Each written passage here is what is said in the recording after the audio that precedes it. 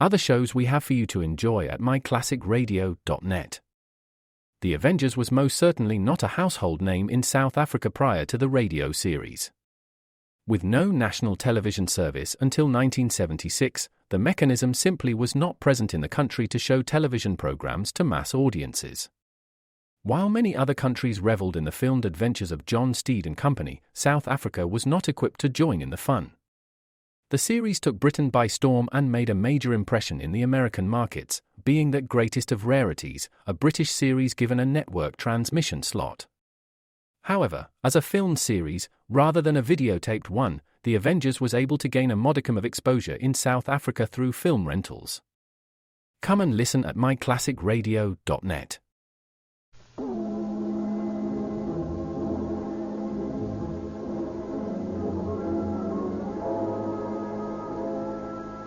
Calling All Cars, a copyrighted program created by the Rio Grande Oil Company. Calling all cars, attention all Maricopa County sheriff's cars. Be on the lookout for a high-powered automobile with 2 men and a blonde woman in it. These subjects kidnapped the deputy sheriff and later threw him out of their car at Chandler and badly wounded him. That's all.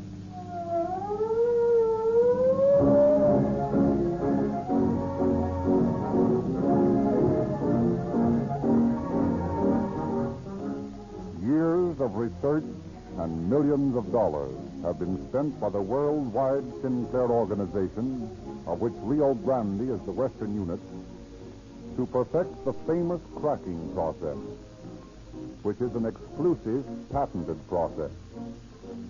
Sinclair engineers built one of these great cracking plants for the Rio Grande Oil Company. And the only way you can get the advantages of this revolutionary process is to buy Rio Grande cracked gasoline from your independent dealers. The costly cracking process adds very definite advantages to Rio Grande gasoline, but it adds nothing to the cost you pay.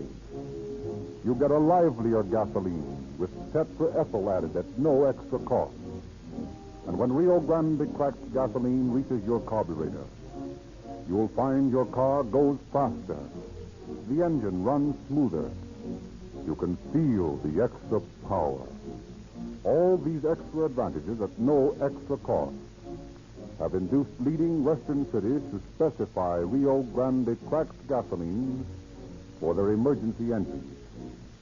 Wherever it is sold, Rio Grande cracked powers more police cars, fire engines, ambulances, and other emergency equipment than any other brand of gasoline. If you will drive into a Rio Grande service station, you too will experience the thrill of police car performance in your own car.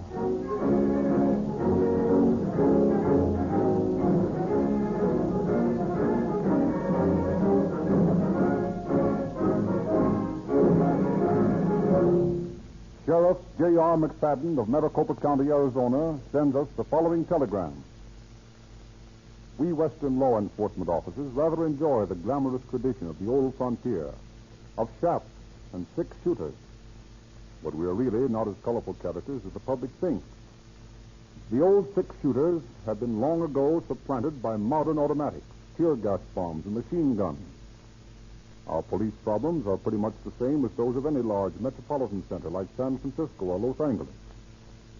We are nowadays as well equipped to battle the criminal army on the desert as are our brother officers in the city. How well equipped, you will learn from tonight's story of a manhunt conducted by my predecessor, Charlie Wright, in which every modern weapon we could command was brought into play in our battle to bring a notorious public enemy into custody.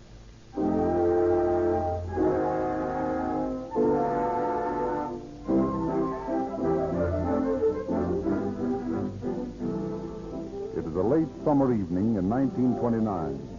The scene is a modest apartment in Wheeling, West Virginia. That you, Irene? Where you been? I took Johnny to the movies. Gee, it was a swell picture. Gee, there was all right of shooting, and people got killed and everything. Irene, do you realize that it's past 6 o'clock?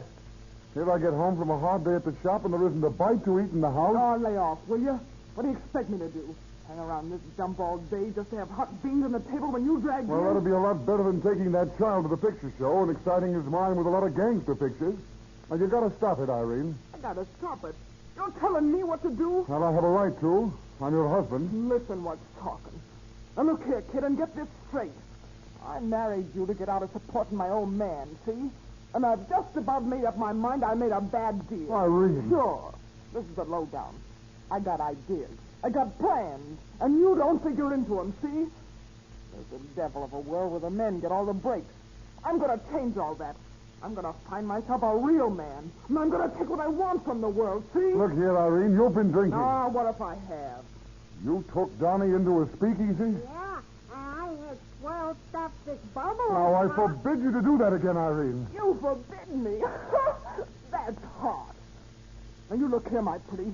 You ain't going to have no chance to forbid me again. Well, where are you going? What's it to you? You'll never see me again. Come on, Donnie. Are you going to see some more vampires in your room? Sure, Donnie. Plenty of them. You're going to stop living, kid.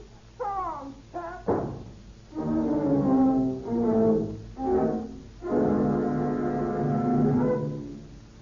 So Irene Schroeder leaves her husband, gets herself a job as a waitress, mulls over the injustice of this man's world, plans how she would change it. But plump, loud, hard-drinking, 140-pound Irene finds it difficult to ensnare a man to fit into her plans. Weeks go by. And then one icy fall evening, as she's on her way to work, she notices a good-looking man in a car stopped by a traffic light. As the bell clangs, Irene deliberately steps forward into the intersection.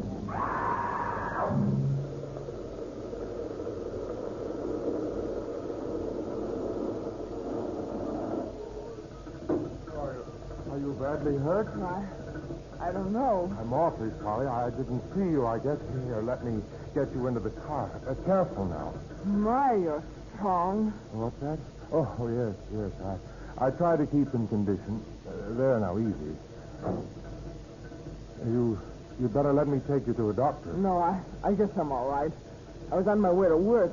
I'll be late. Are you sure you're all right? Yeah, I must have slipped on the sidewalk. Terribly stupid of me. If there's anything I can do... Just drive me to work so I'm not too late. Well, of course. Where is that? The Monongahela restaurant. Just down the street here. It won't take a minute. What would your wife say if she knew you was driving around with a blonde? Why, I guess I should explain it. Oh, then you are married. Oh, yes. Been married for 10 years. I got 2 kids. Oh, I see. You get much fun out of life? Yes, I suppose so. I teach Sunday school, and I'm scoutmaster of a Boy Scout troop. Sounds thrilling. Well, of course, I mean fun. Real fun. Dancing and drinking. I don't drink. No, I didn't suppose you would. Well, here we are.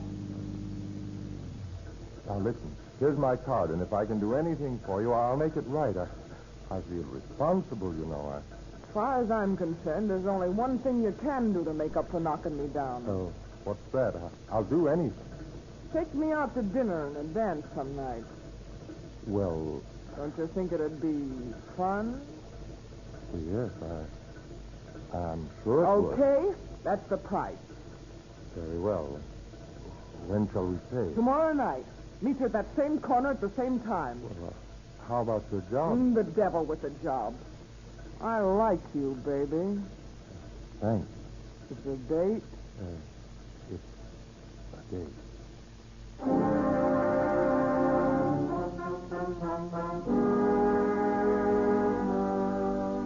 So the fly walks into the spider's parlor. The first date leads to a second, and more follow. Big, ensnared by the scheming Irene, embezzles money from his employer, loses his job, deserts his wife and family. At last, Irene's plans have reached the point of action. You ain't got no regrets, have you, honey? Well, no, not exactly. But it's a little tough on Molly. Oh, forget Molly. Could Molly ever give you this? Oh, Irene, You love me, don't you, honey? Yes. I love you. I love you. Now, listen, kiddo. We're going places, you and I. I got plans. We're going to have one swell time. Glenn, how'd you like to travel? Get out for the open spaces out west. Get out of this dump. Swell. That's just what we're going to do. Yeah, it's a swell idea, but how are we going to travel? In my car, first. Yeah, but what'll we use for money? How'll we buy gas and oil and food? Easy. We just knock over what we need. What do you mean, knock over what we need? Oh, baby, you're so dumb. Look. Look what I got in this drawer here. A gun. A gat, honey. That's the way we're going to travel. This gat's our ticket. You mean rob people? Sure. Pick 'em up. But Irene, I can't do anything like that. I don't want to break the law. Listen, baby, and get this straight. You're in the deal. I love you, see? You can't do anything else but tag along with me. I won't let you go back to your wife, see? Before I'd do that, I'd turn this heater on you. Irene, I believe you would. You're darn tootin' I would. I know what I want, and you're it. You don't have to worry about the rough stuff. I'll handle that. You? Sure. I'll show 'em whether a woman can be tough. I'll show 'em a new kind of racket dame. The kind that runs her own mob. We'll start on Monday when the stores have sales. A couple of stick-ups or finances out of the state. We'll take my car, my brother Tom, and Donnie. Oh, Irene, you're not going to take that child, are you? Sure. This is a modern outfit. A 1930 model mob. No one will expect to find a woman and her kid in a mob car. You can't do it, Irene. We'll all be killed. Not us. Any killing that's got to be done, we'll do it. But, Irene, it isn't right. Listen, sweetheart. You're going along, see? But when it comes to business, I'm boss. Pick up. Maybe murder. Oh, forget it. Come on over here to the Davenport. There. Kiss me, baby. Now you're boss. You want to stick with me, don't you, honey? Yes, Irene. Yes. I want to stick to you.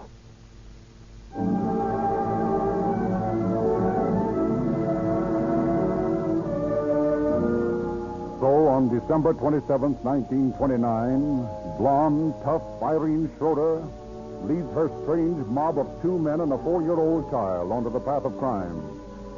In Irene's car, to which she has affixed stolen Ohio license plates, they visit in rapid succession 6 Wheeling grocery stores, which donate the contents of their cash registers to the yawning poke of the blonde Menace.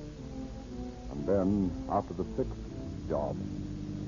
Well, that's enough for good old Wheeling. What do you mean? We got about $500, I guess. And by this time, most of the bulls in town are looking for us. We got to get out of town. Where to next? Cross the line to Pennsylvania. Duck Pittsburgh by way of Homestead and New Kensington. Head for Butler. Why, Butler? I've been there once.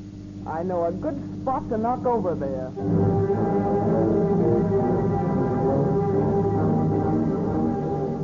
It is just past noon when the Schroeder gang rolls into Butler. Irene directs Dade to the Kroger grocery store. They pull up to the sidewalk, and Irene hands Dade an automatic. Here you are, honey. Here's your plaything. I thought you said I was only supposed to drive. This is a big joint. I'm going to need help. Yes, but Irene, Come on, don't give me no argument. You just waltz in with me. Show the gun to the ladies, and they'll pass out from fear. Yes, but... Only don't look so scared, or they'll be on to you. Tom, you be on the lookout. Okay. Leave the motor running, sweetheart. And, Donna, you stay here this time. No, Mama. I want to go with you. Not this time, kiddo. You stay in the car. Mama. I told you not to bring the kid with you. Shut up. Now, Donnie, if you act like this, Mama won't get you that teddy bear she promised you. There. Now, that's better. Now, wait here for Mama like a good little man. Okay, Mama. Come on, Glenn. You see, all men are alike no matter how old they are. Promise them something, they'll do anything for you. Meaning? Oh, meaning nothing. On your toes now. Yes, ma'am. Can I do something for you? Yeah. Can you tell me the sale price on your canned peaches? Why, yes. Let me see. Don't bother looking. Just empty out that cash register. What? You heard me. Sell out. Come on, darling. Wave your gun at the ladies. All right, you Dave. Sit down on the floor, all of you. I'll just dump all that dough into this shopping bag. Quiet, you hay bags, or my partner will have to drill a couple of you. Now, my friend, let's have the front door key. The front door key? Listen, stupid, I'm getting tired of repeating things to you. Give me the front door key and fast. There you are. Okay. Come on, baby, our time's up. Back towards the door, you dummy. Keep your gun on him. All right, James, we're locking you in. If you want to live to go home and cook the old man's dinner tonight, stay put for 15 minutes. Okay, Glenn, get behind the wheel. Come on, Tom. We're all set now.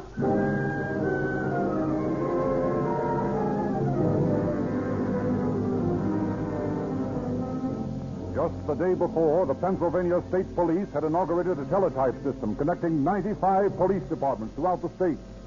Only congratulatory messages had so far traveled over its wires. Now, for the first time, a crime of major importance is instantaneously ticked across the police network.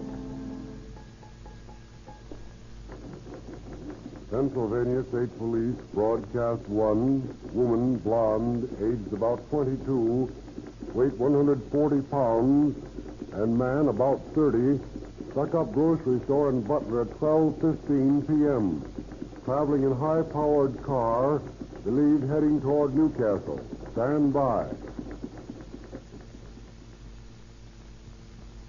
Corporal Powell, Private Moore. Yes, sir. This teletype just came through. These bandits are thought to be heading this way. I want you to go out on the Butler Road and stop all cars coming toward Newcastle. Yes, sir.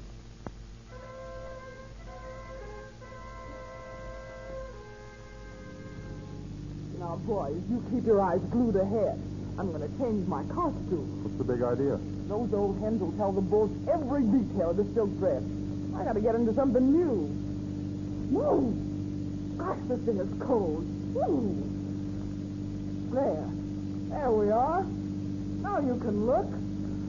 Oh, boys, this is a life. It's a pushover, a spin. How about it, Glenn, honey? Yeah, I guess you're right. I'm right. But, honey, I'm warning you. You learn to hold that rod steady, or somebody will see your hand shake and let you have it. What's the matter? Ain't you got no guts? I'll be okay the next time. You better be. And say, Glenn, the first good-look car you come to, stop. Fine. We're transferring. When they start looking for this bus, we won't be in it, see? Okay.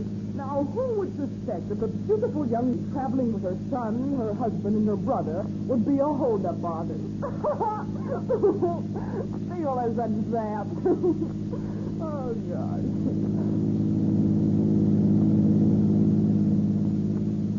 Hey, Irene, here's a car up here. No houses around. Looks like a Packard. Good. Pull up. Oh, it's a honey. All right, boys, pile out. Len, help me move these bags. Tell him you yank those stolen plates off our car. Come on, work fast. Come along, Donnie. Where are we going now, Mom? No, I don't know. Texas, California, out west somewhere. And will I see Indians? Sure, you'll see Indians.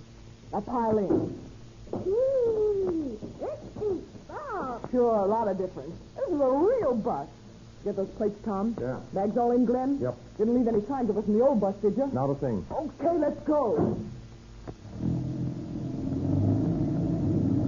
Boy, what a difference. Some car, all right. Oh, we got to jump on them now.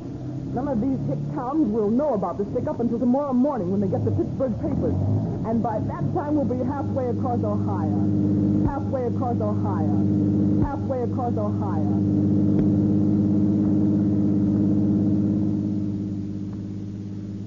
Irene, look ahead. One of those highway patrol tanks. Oh, you're seeing things. No, I'm not. 2 state cops in a car. They're blocking the road. I guess we'll have to stop. Let me handle this. Oh, what's the trouble, officers? I'm Corporal Paul, ma'am. This is my partner, Private Moore. Oh, yeah? This can't be the car, Paul. 2 men and a kid in it. And this dame isn't dressed according to the description. Oh, we'll see. Where are you from, ma'am? From Greensburg. Just out for a ride. I see. Well, you there in the front seat. Let me see your license. Okay. You might have switched clothes. Yes, but the teletype didn't say nothing about a kid. Oh, Corporal, my friend's just driving me. I have my license here. Oh, may I see it, ma'am? Yeah, just reach in here. Stop the other one, Glenn. Okay, honey, now drive like you never drove before. Look here, Irene. This is too much. I didn't contact the murderer. Oh, shut up. You're in this deal with me. And if you try squirming out, I'll put you where I put that cop. Now drive. But you hadn't ought to plug that cop, Irene. Ah, you yellow, too. Guess I was right when I figured I had more guts than a dozen men. Mama, you got him well, didn't you? I'll say I did, Donnie. Right through the breadbasket. Yeah, just like in the movies. Hey, Glenn. What? There's a car coming towards us. Block the road. Now, Irene, let's not have any more shooting. You feel that in your neck, honey? Now shut up and do as I say. All right. Hey, what is this? Climb out, you two. Oh, Bob! He's got a gun. Keep your trap shut and I won't use it. Now get out. All right, Tom. Get Donnie and the bags into this car. Glenn, you take the wheel.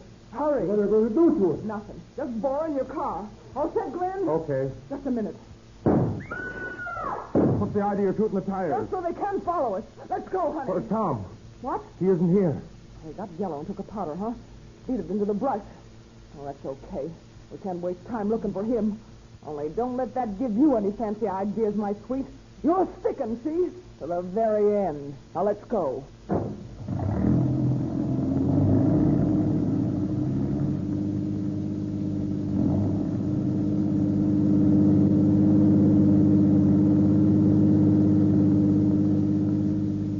Well, here we are in Newcastle. Where to next? Let me see. The best way to throw him off is to go right back the way we come. Irene, that'd be suicide. Yellow? No, but every cop in the county will be on that road now. I'll stop that. Here. Pull up by this drugstore. What are you going to do? Leave that to me.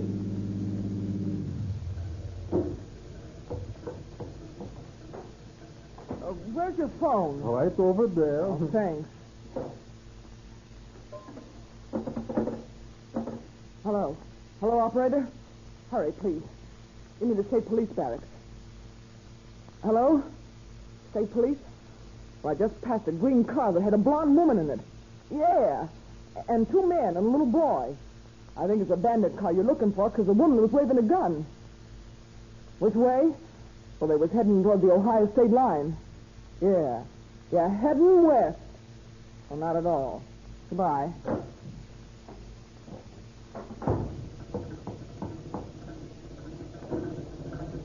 Okay, sweetheart.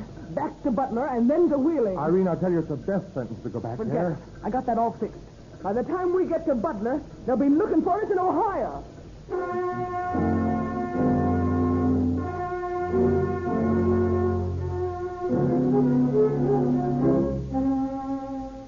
While the Ohio State Patrol blockades roads from Pennsylvania and a vain search for her, Irene rides unmolested back along her murder trail. Back in Wheeling, she buys Donnie a teddy bear, kisses him and leaves him with his grandfather. Then she and Dig drop from sight as baffled police of 3 states fail even to identify the daring blonde bandit and murderess.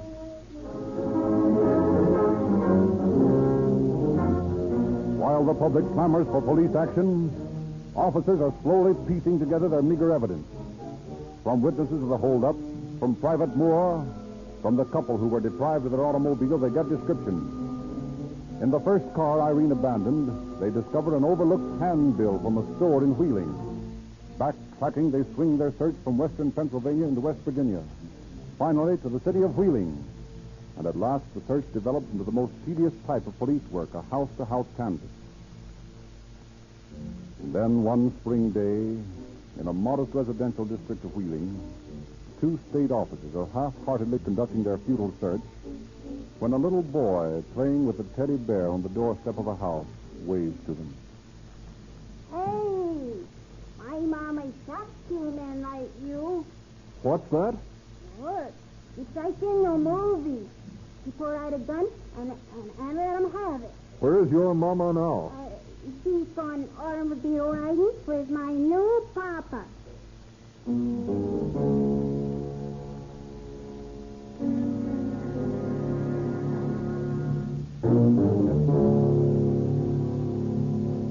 Thus, from the innocent, excited lips of little Donnie Schroeder, do police discover the identity of the blonde murderess.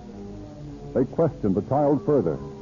Eagerly, he tells them the details of the most exciting moment in his little life, unable to know that he is signing his mother's death warrant. From Irene's father, police obtain her photograph. They get her fingerprints. They issue circulars, broadcast them all over the country. But for 2 years, Irene Schroeder remains an unseen, unknown fugitive. 2 years during which little Donnie is watched day and night in the hope that the powerful force of mother love will bring the murdering mother back to her son. But Irene has disappeared completely, it seems.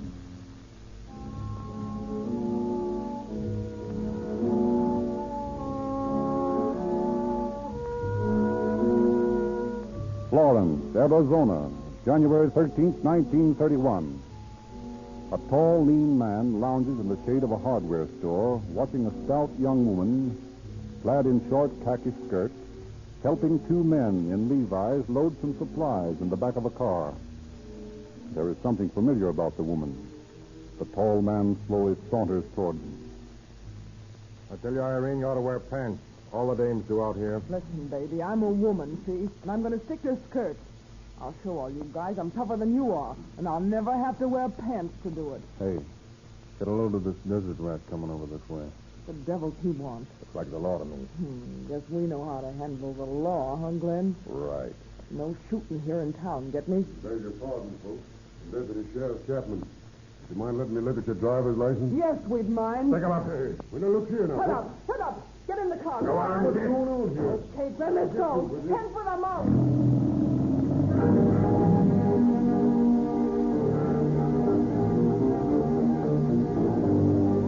Kidnapping the deputy sheriff in broad daylight from the main street of Florence, the daring bandits swing out of town, head toward Superstition Mountain. But not before astounded onlookers have seen the sheriff snatched and realizing that the outlaws must pass through Chandler, have telephoned ahead and spread the alarm. Doing better than 70, Dig burns up the desert road. Then, as the squat buildings of Chandler appear ahead, That's Chandler. Cut her loose. Don't stop for nothing. Hey, they got a mob out waiting for us. Pass straight through them. They're going to shoot. Duck low. Good boy, Glenn. You're getting better all the time. Okay, let's get rid of the excess baggage. Jump out the sheriff, Jimmy. Okay. Come on, you're leaving. What? You heard me, you're leaving. Hey, get your hands off Come me. on. There it goes. No, everybody take a crack at him. See, look at him bound. Stop! Somebody ringed him. All right, Glenn, head for the hills. You know, Jimmy, it was just like the trick we turned back in Tennessee when I bumped off that copper. I'd have been on that job with us. Yeah, I bet. Only look, Irene, you don't know this country as well as I do. I've been born and raised out here. You got any idea where you're going now? Sure, we're hiding out in the mountains until the boys cool off. And if they come up for us, we'll shoot it out. We got lots of machine guns and plenty of gas. Well, what's the matter with you, Glenn? Nothing. I was just thinking about my kid. That's hot. Thinking about your kids, huh? How about me? Ain't I a mother? Don't you think I wish my Donnie was here to see me handle a gat again? I wasn't wishing my kids were. Oh, stop it. Don't get sentimental on me now. Now, listen, Irene. If you want to get out of this mess at all, you got to get off the road. What do you mean? There's an Indian reservation up the road here. We'll have to get horses and beat it back into the Salt River Mountains. Real Wild West stuff, huh? Well, call it what you like, but it's our only chance. Okay, we'll take it. We'll hold that posse off as long as we got a single slug left.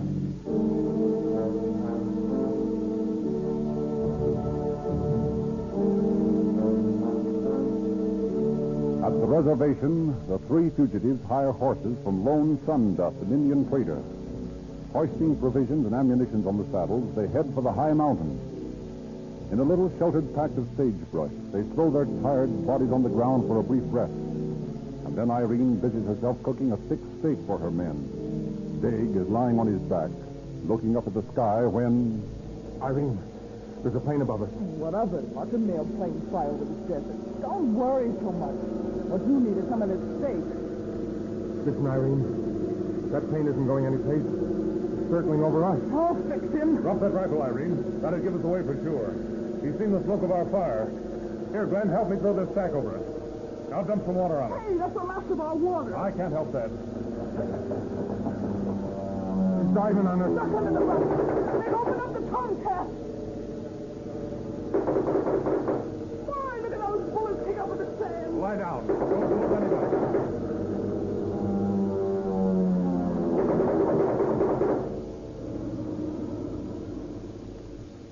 Okay. That means they found out where we are. What do we do now, Irene? Dig in. Back in those rocks there. Build ourselves a fort and fight it out. Come on, get busy.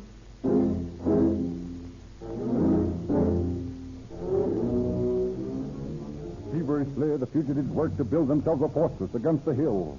After 2 hours of Herculean effort, they dig themselves in and wait for the arrival of the posse. Another hour passes, and then Irene, scanning the valley below them. Well, boys, the British have landed. What do you mean? There's the posse. Must be 100 of them. Open fire! Let him have it! Irene, listen, don't murder anyone else. Surrender. Let go of my gun. Come on, let him have it! Irene, please. Come on, sweetheart, don't be a coward. Don't let him take us alive. Come on. Kiss me, baby. Kiss me hard and tight. Now shoot. Shoot, kill the dog. Shoot him down. Okay, darling. Let's die together. I love you. And I love you. You yellow, liver, skunk.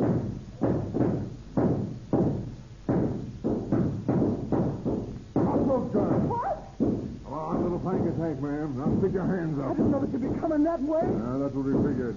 Okay, sir. Cease firing. We got him. Kiss me, Irene, once more. The show's over. Oh, but it's been worth it. You. Come on, stop the mush. We got to get you down to the jail by sundown. Okay, Mug. See you later, Glenn.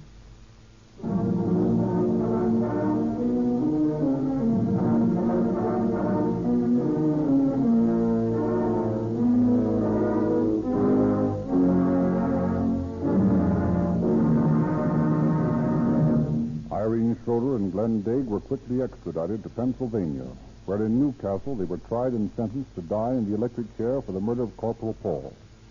Jimmy Wells, their Arizona partner, was sentenced to die for the death of Deputy Sheriff Chapman in Arizona. Until the moment she sat in the electric chair, the first woman to be executed in Pennsylvania history, Irene Schroeder never knew that it was the childish prattlings of her beloved Donnie which brought about her identification as the murderer of Corporal Paul. The Sheriff's Office of Maricopa County, Arizona, polices a large and difficult territory. We are flattered that they have chosen Rio Grande cracked gasoline to power all emergency cars. Records show that these cars daily perform unusual feats of power and speed, yet get splendid mileage. Sheriff McFadden's judgment in selecting Rio Grande cracked gasoline is vindicated by his brother officer. Chief Davis of Los Angeles uses Rio Grande in all police cars under his control. So does Chief Wallman of Oakland. Chief Wallard of Tucson, Arizona, also thinks Rio Grande makes the best gasoline for police cars. But I imagine you and millions of others wonder why cracked gasoline gives such unusual speed in all types of motors. I'll tell you why. It's because millions of dollars have been spent in research by the worldwide Sinclair Oil Organization to find a better way to refine gasoline. Sinclair engineers built the finest cracking plant in America for the Rio Grande Oil Company, and only Rio Grande can supply in this market gasoline that is cracked by this amazing process. From Rio Grande's refinery comes gasoline of unequal liveliness and energy which motorists know as police car performance. Calling All Cars is written and produced by William N. Robeson. This is your narrator, Frederick Lindsley, bidding you good night for the Rio Grande Oil Company.